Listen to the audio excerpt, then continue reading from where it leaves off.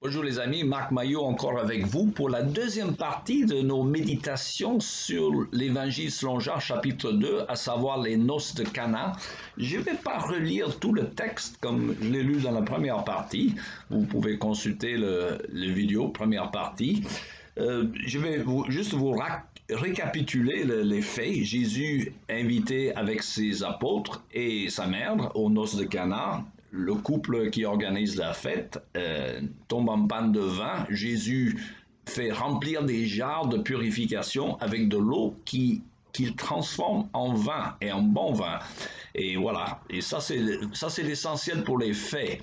Maintenant, avouons il nous paraît peut-être un peu bizarre. Pourquoi le Sauveur du monde choisirait-il de faire un miracle pareil pour son premier miracle? Car il ne s'agit pas d'une question de vie ou de mort ici. Il s'agit simplement d'éviter un peu d'embarras à un jeune couple dont la fête des noces durait un peu moins longtemps que prévu. Alors, il semble qu'un bon impresario du Seigneur aurait renversé l'ordre des choses un peu. Il aurait mis ce miracle quelque part avec la multiplication des pains au milieu de son ministère et pas au commencement.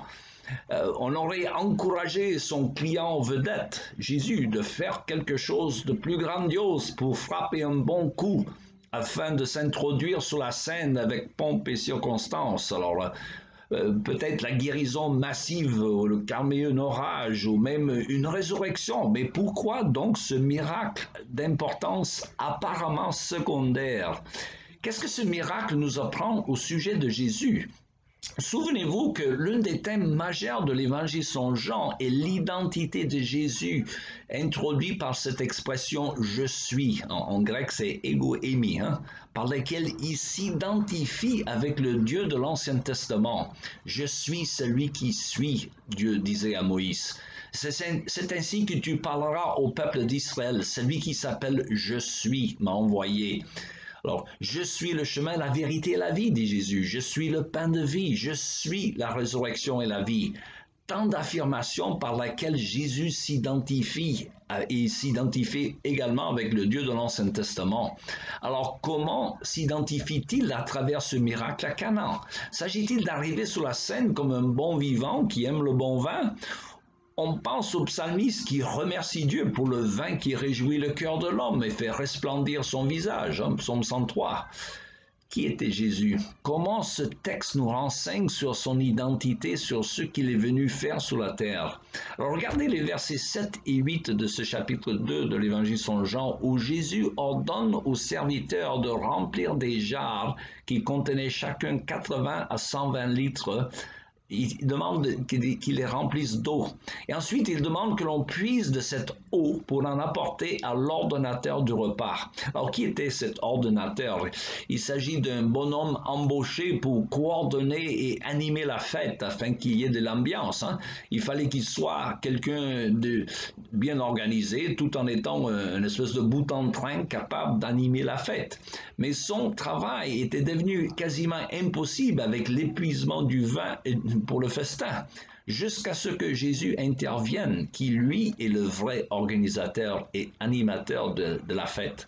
Loin de la notion, je dirais, diabolique selon laquelle Dieu n'est une sorte de rabat-joie, Jésus est en fait celui qui nous amène la joie, la vraie joie, celle qui dure.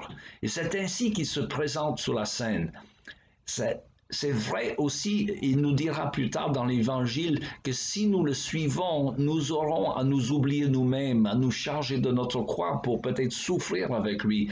Mais tout cela n'est que le moyen pour arriver au but final qui est la fête, la grande fête des noces de l'agneau au ciel. C'est le but, Nous sommes sur la terre, les chrétiens, comme une fiancée dans sa chambre en train de se préparer, de se faire toute belle pour ses noces. Car toute la Bible, bien comprise, et je l'ai déjà dit, est une espèce de faire-part de mariage en vue de la préparation des noces de l'agneau au ciel. Je vous invite à regarder le livre de l'Apocalypse au chapitre 19. D'ailleurs, c'est la raison pour laquelle le mariage monogame et hétérosexuel entre un homme et une femme est sacré et inviolable aux yeux de Dieu, car c'est la représentation terrestre de la relation entre Dieu et son épouse, qu'est l'Église. Ainsi, la Bible commence avec un mariage, celui d'Adam et Ève, et elle se termine avec le mariage de Jésus, les noces de l'agneau. Tout tourne autour de cet axe. Jésus lui-même qui le dit, il en est du royaume des cieux comme d'un roi qui célèbre les noces de son fils. Matthieu 22. Nous, les chrétiens, nous sommes là donc pour inviter les gens à la fête.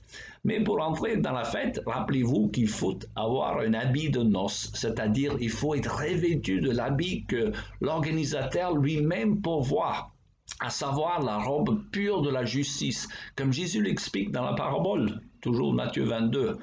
Mais le tout, c'est d'aller aux noces, comme cela fut déjà annoncé au 7e siècle avant Jésus-Christ par le prophète Isaïe, qui écrit au chapitre 25. En ce jour-là, le Seigneur fera pour son peuple une fête. Jésus ne dit pas autre chose ici aux noces de Cana. En fait, il est en train d'accomplir la première partie de ce texte par sa présence. Nous verrons la suite dans la troisième partie. Il me reste qu'à vous souhaiter une bonne journée et à la prochaine.